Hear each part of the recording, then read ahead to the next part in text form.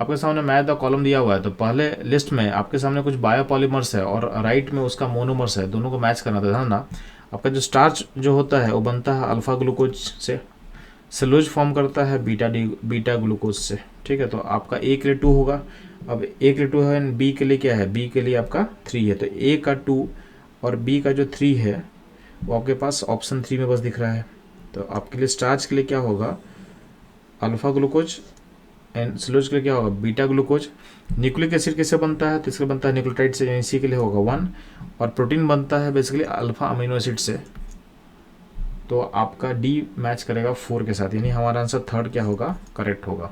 तो बच्चों ये था इस क्वेश्चन का सॉल्यूशन। मूव करता हूँ लोग। क्वेश्चन आपके सामने 4 ऑप्शन दिया हुआ है और बोला गया है इनमें से कौन सा ऐसा है जो फेलिंग रिएजेंट के साथ रेडिस ब्राउन पीपीटी नहीं देगा। तो ध्यान देना, जो भी रिड्यूसिंग शुगर होगा पीपीटी देगा, और जो नॉन रिड्यूसिंग होगा वो आपके फेलिंग रिएजेंट के साथ पीपीटी फॉर्म नहीं करेगा। तो इसमें से जो सुक्रोज है वो होता है नॉन रिड्यूसिंग, और यही जो है हमारा आंसर होगा, ठीक है।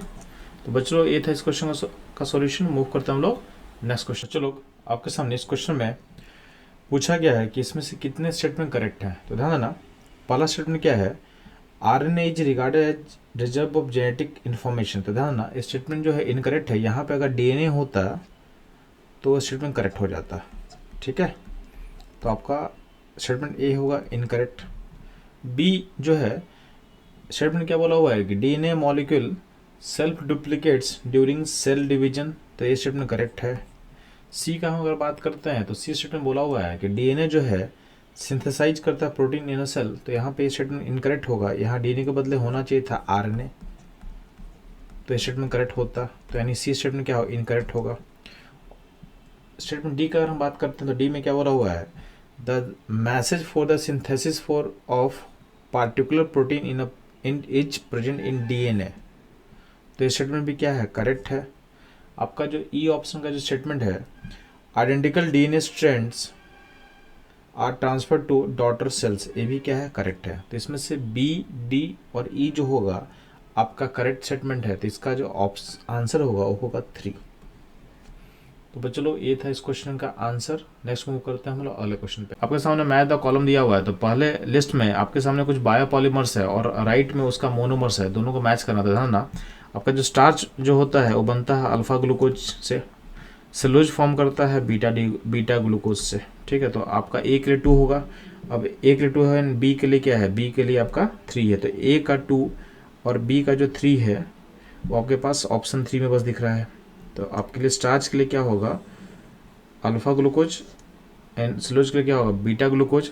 न्यूक्लिक एसिड कैसे बनता है, तो इसका बनता है न्यूक्लियोटाइड से, यानी सी के लिए होगा 1, और प्रोटीन बनता है बेसिकली अल्फा अमीनो एसिड से। तो आपका डी मैच करेगा 4 के साथ, यानी हमारा आंसर थर्ड क्या होगा, करेक्ट होगा। तो बच्चों ये था इस क्वेश्चन का सॉल्यूशन। मूव करता हूँ लोग। सामने इस क्वेश्चन में कुछ विटामिन का लिस्ट दिया हुआ है और पूछा गया है इनमें से कौन सा विटामिन हमारे बॉडी में स्टोर होगा। तो ध्यान ना, जो भी विटामिन वाटर सॉल्युबल होंगे हमारे बॉडी में स्टोर नहीं होते हैं, और जो भी विटामिन फैट सॉल्युबल होंगे हमारे बॉडी में स्टोर होंगे। तो हमको बस पता करना है कि इनमें से कौन कौन सा विटामिन होगा जो कि फैट सॉल्युबल होगा, वही हमारे बॉडी में स्टोर होंगे। तो ध्यान देंगे, विटामिन ए, विटामिन डी, ई, के और विटामिन B12, विटामिन B12 ये सारा हमारे बॉडी में स्टोर होते हैं, क्योंकि ये सारे फैट सॉल्युबल विटामिन का लिस्ट में आते हैं।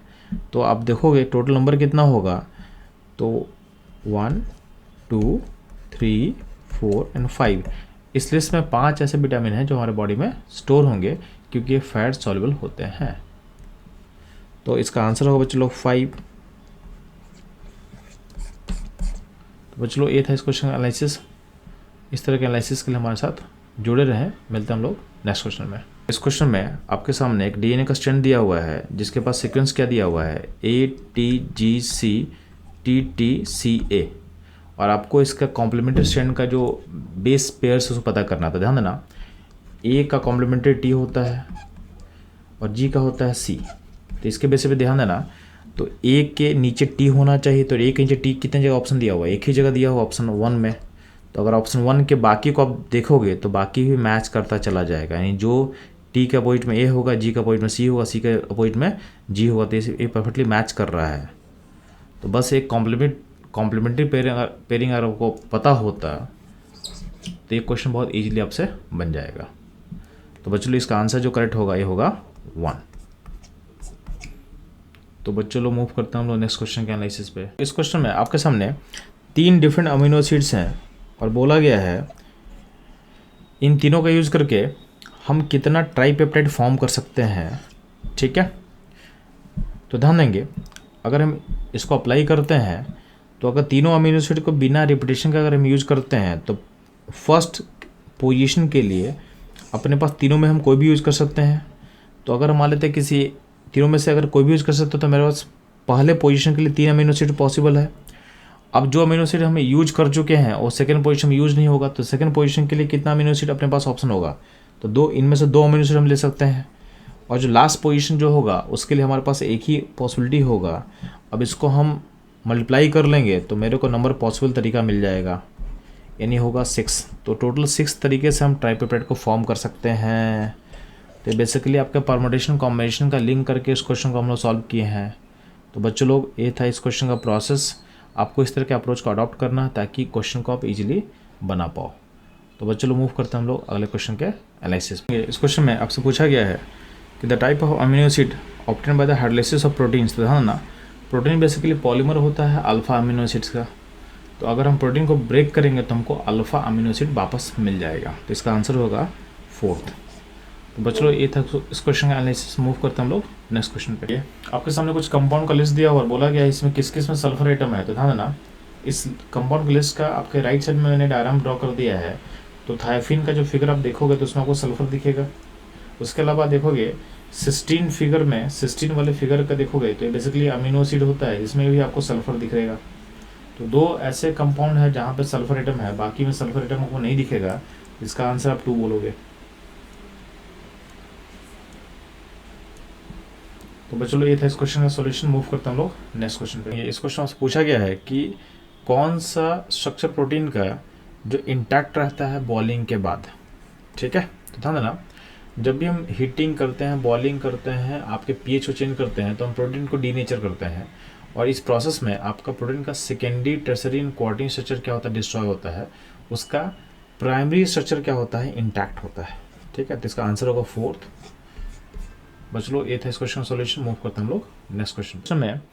आपसे पूछा गया है कि 2 न्यूक्लियोटाइड को ज्वाइन करने का जो लिंक होता है उसका नाम क्या होता है। तो ध्यान देना, जो न्यूक्लियोटाइड का लिंकेज होता है ये आपके सामने फिगर लिखा हुआ है। तो फिगर में होता है क्या है कि आपका जो 5 प्राइम पोजीशन से दूसरे शुगर का 3rd प्राइम पोजीशन में लिंकेज होता है through phosphodiester linkage. Phosphodiester linkage यानी आपका इसमें जो ऑप्शन होगा, ऑप्शन 4 क्या होगा, करेक्ट होगा।